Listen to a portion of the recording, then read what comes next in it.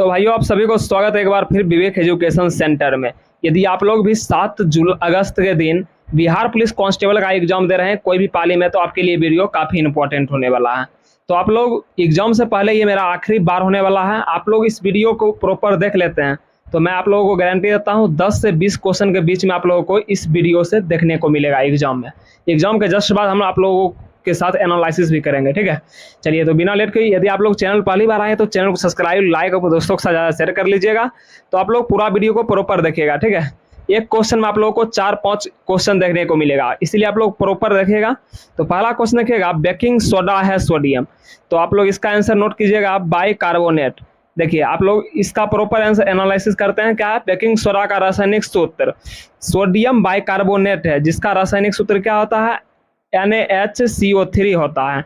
इसे खाने का सोडा भी कहा जाता है, यानी बेकिंग सोडा क्या कहा जाता है, खाने का सोडा भी कहा जाता है। इसका सूत्र भी आप लोगों को याद रखना है NaHCO3, ठीक है।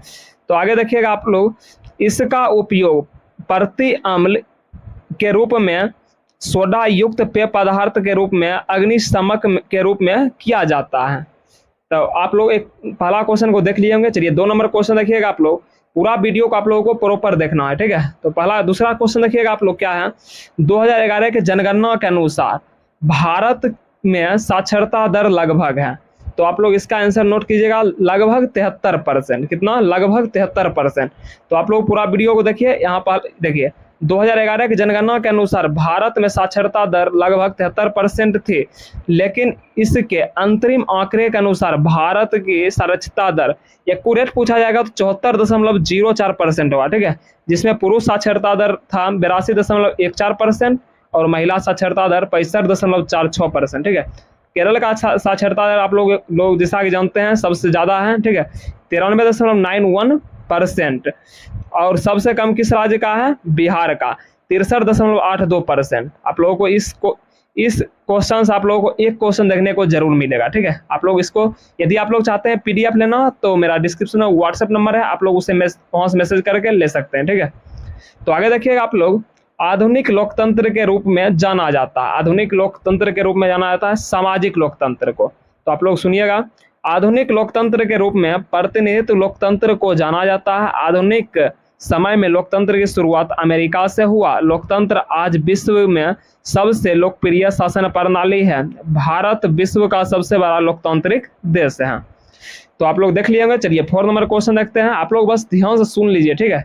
आप लोगों का एग्जाम सर चढ़ के बोल रहा है, ठीक है, इसलिए आप लोग बहुत ही बारीकी से सुनिए सिर्फ, ठीक है। अमेरिका की खोज किसने किया? अमेरिका का खोज किसने किया था? तो आप लोग नोट कीजिएगा कोलंबस। अमेरिका का खोज कोलंबस किया था। देखिए आप लोग सुनिए, अमेरिका की खोज क्रिस्टियन कोलंबस ने 1492 में किया। कब किया था? 1492 में। नए समुद्री मार्ग के द्वारा की थी, ठीक है। पुर्तगाली यात्री वास्को डी गामा ने भारत के लिए नए समुद्री मार्ग की खोज की 1498 में। मार्को पोलो यूरोपियन यात्री था जो एशिया के अनेक देशों का भ्रमण किया था। चलिए आगे देखते हैं हम लोग 5 नंबर क्वेश्चन। जितने भी स्टूडेंट चैनल को सब्सक्राइब नहीं किए तो चैनल को जरूर सब्सक्राइब कर दीजिएगा, ठीक है। चलिए आगे देखिएगा 5 नंबर क्वेश्चन, निम्नलिखित में कौन सा त्रिभुज की सर्वांग समता का प्रतिबंधक नहीं है? तो आप लोग C नंबर नोट कीजिएगा, यानी भुजा को, ठीक है। चलिए आगे देखते हैं हम लोग 6 नंबर क्वेश्चन देखिएगा। सिर्फ हम लोग GS का ही एनालिसिस करेंगे, ठीक है। चलिए 6 नंबर क्वेश्चन देखिएगा, 1950 के पहले हिंद चीन में कौन से देश शामिल होते थे? तो इसका आप लोग आंसर नोट कीजिएगा, 1950 के पहले हिंद चीन में कौन सा देश शामिल हुआ करते थे? तो आप लोग यहाँ से देख सकते हैं 1950 में हिंद चीन में शामिल वियतनाम, कंबोडिया और लाओस देश शामिल होते थे, ठीक है। वर्ष 1887 में फ्रांस ने हिंद चीन क्षेत्र पर कब्जा कर लिया। फ्रांसीसियों के उपनिवेशों का आधिकारिक नाम हिंद चीन संघ था। चलिए इंग्लिश का आप लोग क्वेश्चन देख सकते हैं, 2-3 क्वेश्चन आप लोगों को 5 क्वेश्चन इंग्लिश का भी देखने को मिलेगा, ठीक है। तो आप लोग देख लीजिए, ठीक है। Fill in the blank with the correct option, neither the boy nor the teacher dash present. तो आप लोग इसका नोट कीजिएगा, ऑप्शन नंबर है इज, इसमें क्या भराएगा? इज बिल्कुल ही करेक्ट भराएगा। चलिए इंग्लिश पर आप लोग उतना ध्यान मत दीजिए, बस जितना भी है जीएस पर, जीके जीएस पर आप लोग बहुत ज़्यादा फोकस कीजिए, ठीक है। चलिए 8 नंबर क्वेश्चन देखिएगा, चुंबकत्व पर आधारित चिकित्सकीय तकनीकी है। तो आप लोग नोट कीजिएगा, MRI, चुंबकत्व पर आधारित चिकित्सा तकनीकी MRI है। MRI का विस्तृत रूप क्या होता है? Magnetic response imaging. इसका उपयोग शरीर के अंगों का चित्र प्राप्त करने हेतु किया जाता है। चलिए आगे देखिएगा, राजनीतिक दल आवश्यक है। 9 नंबर क्या है? राजनीतिक दल आवश्यक है। तो इसका नोट कीजिएगा, लोकतंत्र के लिए। तो आप लोग इसका एनालिसिस देखिएगा, लोकतंत्र में जनप्रतिनिधियों का चुनाव राजनीतिक दल से होता है, इसलिए राजनीतिक दलों को लोकतंत्र में होना अनिवार्य है। लोकतंत्र में सत्ता दल और विपक्षी दल दोनों का होना जरूरी है। ठीक है, चलिए आगे देखते हैं हम लोग। 10 नंबर क्वेश्चन है, निम्नलिखित में क्या 3 नंबर है? निम्नलिखित में से कौन सा एक प्राकृतिक परितंत्र नहीं है? तो इसका नोट कीजिएगा, बगीचा। बगीचा बिल्कुल ही राइट हो जाएगा। परितंत्र दो प्रकार के कारकों से बनता है, प्राकृतिक परितंत्र, कृत्रिम परितंत्र। प्राकृतिक परितंत्र कृत्रिम द्वारा प्रदत्त होते हैं, कृत्रिम परितंत्र मानव द्वारा निर्मित होता है। बगीचा मानव निर्मित परितंत्र है। ठीक है, आप लोग समझ गए होंगे। बगीचा जो है क्या है? मानव निर्मित यानी कृत्रिम परितंत्र है। चलिए आगे देखते हैं हम लोग। 11 नंबर क्वेश्चन है, क्या है?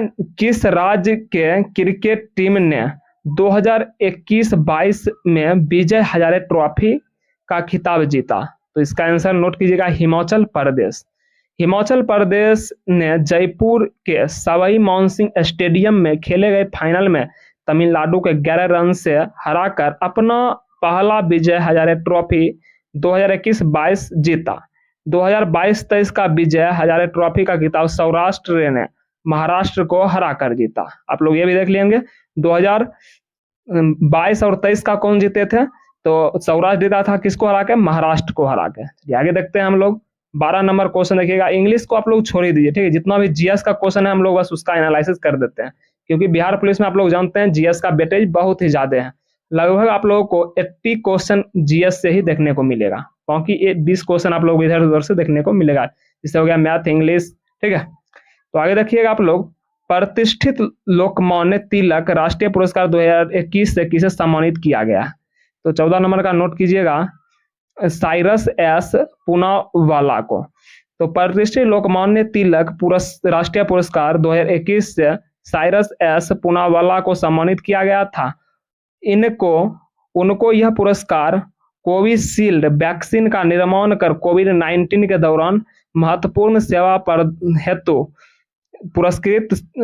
पुरस्कार की शुरुआत हुई 1993 में। ठीक है, ये पुरस्कार का राशि कब शुरू हुआ था? 1993 में, 83 में। चलिए आगे देखते हैं हम लोग, क्या विद्युत बल्ब का तंतु बना होता है? तो ये इसका आंसर क्या हो जाएगा? टंगस्टन का।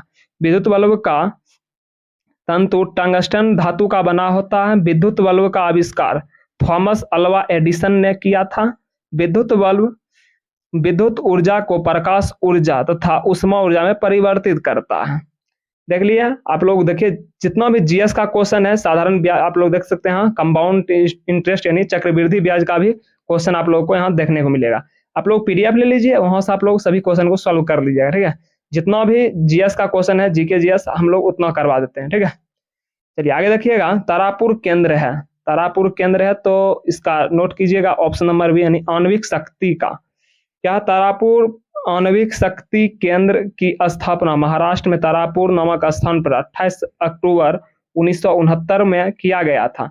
यह भारत का पहला व्यावसायिक परमाणु ऊर्जा स्टेशन है। इसका संचालन राष्ट्रीय बिजली निगम द्वारा किया जाता है। चलिए आगे देखिएगा, 19 नंबर क्वेश्चन है, लीलाधर जगुरी द्वारा रचित कविता है। तो इसका नोट कीजिएगा, मेरा ईश्वर। ठीक है, मेरा ईश्वर बिल्कुल ही राइट हो जाएगा। क्या? लीलाधर जुगरी द्वारा रचित कविता मेरा ईश्वर है। इनकी अन्य रचनाएं भी आप लोग देख सकते हैं, शंखमुखी शिखरों पर, नाटक जारी है, रात अब भी मौजूद है, महाकाव्य के बिना, ईश्वर की अध्यक्षता में आदि। पूरा हिंदुस्तान मिलेगा। कविता की रचना केदारनाथ अग्रवाल तथा छाया मत छूना कविता का रचना गिरजा कुमार माथुर ने की थी। चलिए आगे देखते हैं हम लोग। ये आप लोग देख सकते हैं, क्या मैथ में आप लोग देखिए, क्या है, किसी त्रिभुज में यदि एक कोण शेष दो कोणों के योग के बराबर है तो त्रिभुज अवश्य है। कौन सा त्रिभुज होगा, तो हो जाएगा समकोण त्रिभुज। चलिए आगे देखिएगा आप लोग, 21 नंबर क्वेश्चन है, भारतीय सशस्त्र बलों के पहले चीफ ऑफ डिफेंस स्टाफ कौन बने। तो 21 नंबर का आप लोग एनालिसिस देखिए क्या है, 24 क्या है, 24 सितंबर 2019 को भारत की सुरक्षा मामलों की मंत्रिमंडल समिति ने चीफ ऑफ डिफेंस स्टाफ पद का सृजन किया। भारतीय सशस्त्र बलों के पहले chief of defence staff general Bipin Rawat थे। 8 सितंबर 2021 को हेलीकॉप्टर दुर्घटना में इनकी मृत्यु हो गई। वर्तमान में lieutenant general Anil Chauhan CDS हैं। चलिए आगे देखते हैं हम लोग, 22 नंबर क्वेश्चन देखिएगा। जितने भी साथी हो चैनल को सब्सक्राइब नहीं किए तो चैनल को जरूर सब्सक्राइब कर लीजिए, ठीक है। चलिए आगे देखिए, 22 नंबर क्वेश्चन क्या है, फणीश्वर नाथ रेणु द्वारा रचित कहानी है तो लाल पान की बेगम। चलिए फणीश्वर नाथ रेणु के बारे में थोड़ा देख लेते हैं। फणीश्वर नाथ रेणु हिंदी भाषा के एक साहित्यकार थे। इन्होंने अपना पहला उपन्यास महिला आंचल लिखा जिसे बहुत ख्याति मिली थी, जो बहुत प्रसिद्ध हुए थे, ठीक है। इसके लिए इन्हें पद्मश्री पुरस्कार से सम्मानित किया गया था। इनके द्वारा रचित कहानी लाल पान की बेगम है। इनकी अन्य रचनाएं क्या है, परती परिकथा, जुलूस कितने चौराहे, कलंक मुक्ति आदि। चलिए 23 नंबर क्वेश्चन देखते हैं क्या है, संयुक्त राष्ट्र संघ का मुख्यालय कहाँ अवस्थित है। संयुक्त राष्ट्र संघ का मुख्यालय यानी सचिवालय कहाँ अवस्थित है, तो इसका नोट कीजिएगा न्यूयॉर्क। न्यूयॉर्क बिल्कुल ही करेक्ट हो जाएगा। तो आप लोग लग सकते हैं न्यूयॉर्क के बारे में थोड़ा देख लीजिए। संयुक्त राष्ट्र संघ की स्थापना 24 अक्टूबर 1945 को किया गया था। इसका मुख्यालय न्यूयॉर्क में स्थित है। इसके स्थापना के समय इसमें 51 सदस्य थे। वर्तमान में इसमें कितना सदस्य, 193 सदस्य हैं, ठीक है। अक्टूबर 1945 को भारत यूएनए का सदस्य बना, यानी भारत यूएनओ का सदस्य कब बना, 1945 में, अक्टूबर 1945, ठीक है। वर्तमान में यूएनओ के कितने सदस्य हैं, 193। इसे भी आप लोग ध्यान में रखिए, यहाँ से भी आप लोगों को एक क्वेश्चन देखने को मिल सकता है। चलिए 25 नंबर क्वेश्चन देखिएगा, हीमोग्लोबिन वर्णक पाया जाता है। हीमोग्लोबिन वर्णक जो होता है RBC, रेड ब्लड सेल में पाया जाता है, ठीक है। तो हीमोग्लोबिन के बारे में आप लोग देख लीजिए थोड़ा। हीमोग्लोबिन एक प्रकार का प्रोटीन है जो लाल रक्त कोशिका में पाया जाता है। हीमोग्लोबिन के कमी होने से शरीर में खून की मात्रा कम हो जाती है। हीमोग्लोबिन ऑक्सीजन का वाहक होता है। इसका जीवन काल 120 दिन होता है। ये भी आप लोगों से बहुत बार पूछा गया है। हीमोग्लोबिन का जीवन काल, RBC का जीवन काल कितना होता है, 120 दिन, ठीक है। चलिए आगे देखते हैं हम लोग, 26 नंबर क्वेश्चन पर पहुंच गए हैं। देखिए इंग्लिश को आप लोग छोड़ ही दीजिए, ठीक है। इंग्लिश को देखिए, इंग्लिश आप लोग टिक कर लीजिएगा, निगेटिव नहीं है तो आप लोग कर सकते हैं टिक, अंदाज पर ही आप लोग लगा लीजिएगा, ठीक है। चलिए 27 नंबर क्वेश्चन देखिएगा, परागकणों का एक पुष्प से दूसरे पुष्प तक स्थानांतरण किस माध्यम से होता है। तो आप लोग 27 का नोट कीजिएगा, सभी। वायु के माध्यम से भी होता है, जल के माध्यम से होता है, कीट के भी माध्यम से होता है, ठीक है। सभी प्रकार के परागकण होते हैं। देखिए आप लोग परागकणों के बारे में थोड़ा देखिए। परागकणों का एक पुष्प से दूसरे तक स्थानांतरण वायु, जल तथा कीट आदि माध्यम द्वारा होता है। किसी पौधे के पुष्प के पुंकेसर से परागकणों का उसी पौधे के पुष्प के या दूसरे पौधे के पुष्प के वर्तिकाग्र पर पहुंचना परागन कहलाता है। चलिए आगे देखते हैं हम लोग 28 नंबर क्वेश्चन, ठीक है। एक विद्युत जनित्र बदलता है। एक विद्युत जनित्र किसमें बदलता है, यांत्रिक ऊर्जा को विद्युत ऊर्जा में। यांत्रिक ऊर्जा को विद्युत ऊर्जा में, ये जो रूपांतरण है इससे भी आप लोगों को एक क्वेश्चन देखने को एग्जाम में फिक्स है मिलेगा, ठीक है। तो आप लोग इसको देखिए बढ़िया से। क्या विद्युत जनित्र किसको किस में बदलता है, यांत्रिक ऊर्जा को विद्युत ऊर्जा में।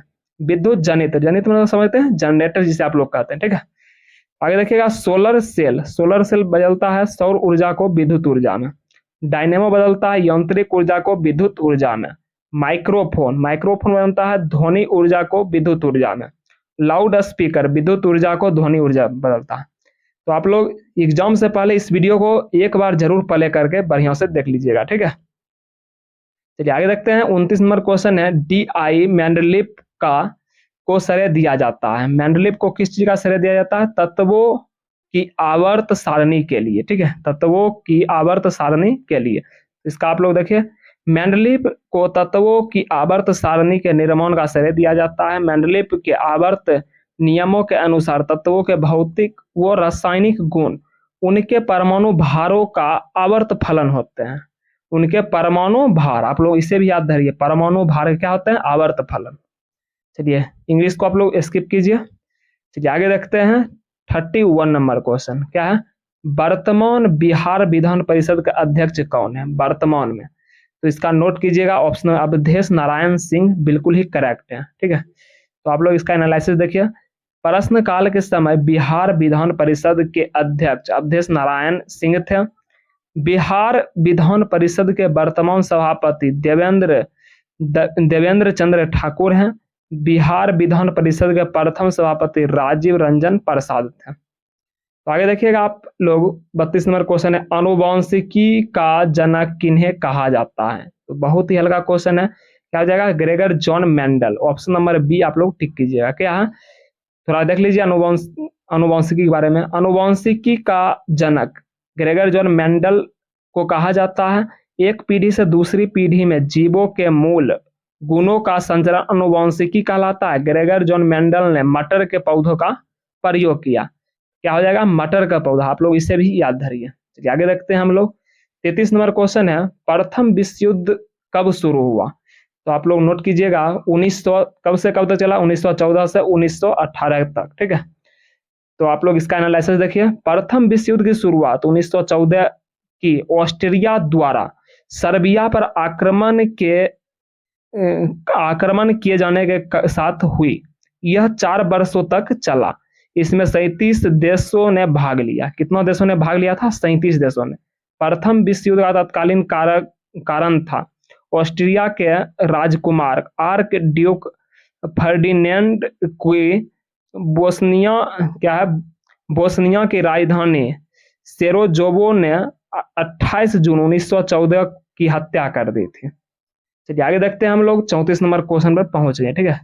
34 नंबर क्वेश्चन है, समुद्र का कुछ भी नहीं होता मानो अपनी अबुझ भाषा में कहता रहता का पंक्ति रेखांकित पद का प्रतीक है। तो आप लोग इसका नोट कीजिएगा, समाज का प्रतीक है। किसका प्रतीक है? समाज का।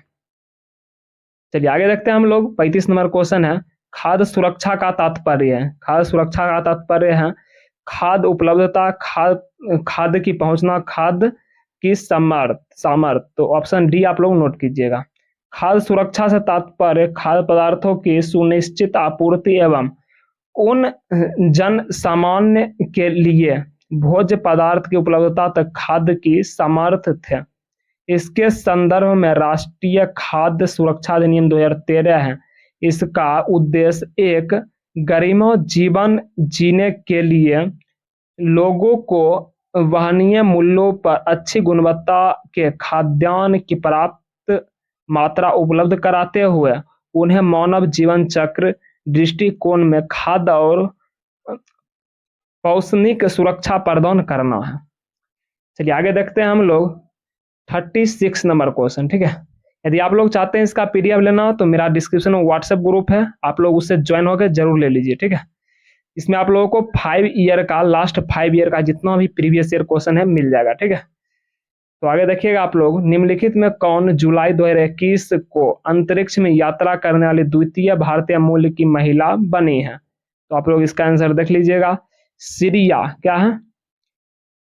सिरिसा बांग्ला जुलाई 2021 को अंतरिक्ष में यात्रा करने वाली द्वितीय भारतीय मूल की महिला बनी है।